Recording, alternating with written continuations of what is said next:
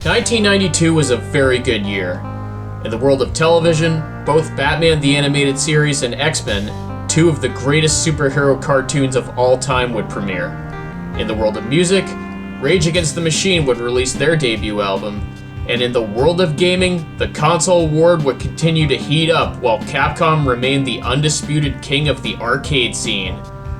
Join us now as we look back at the year in gaming that was 1992.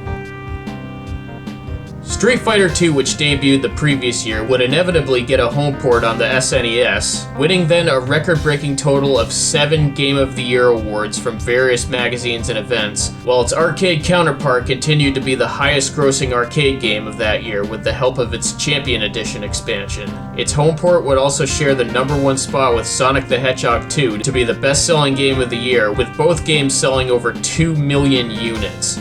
Nintendo would continue their reign as the top dogs on the console front, with the Game Boy and the SNES each selling over 11 million units respectively, while the Sega Genesis sold an impressive 8.2 million units.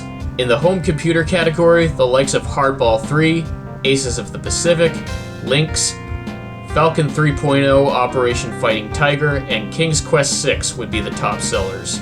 FuncoLand founder David Pomager is named Emerging Entrepreneur of the Year by the Twin West Chamber of Commerce. The first 2 Chicago area FuncoLand locations opening in Bloomingdale and Orland Park. Both Atari and Galoob would sue Nintendo of America, and Sega would sue Accolade.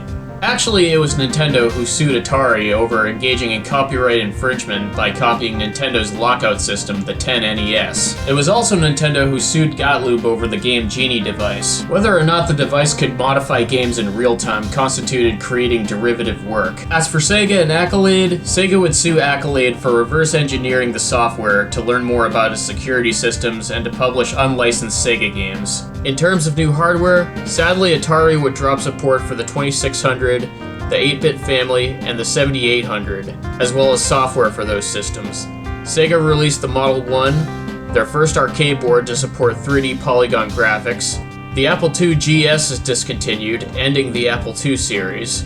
Namco releases the System 22 board, an arcade board that introduces 3D texture mapping and Gorod shading. Philips releases the CDI multimedia home console. Sega releases the Sega CD in North America. Commodore releases the Amiga 1200, the final low-cost computer before their bankruptcy. And Nintendo would release the Super Scope for the Super NES.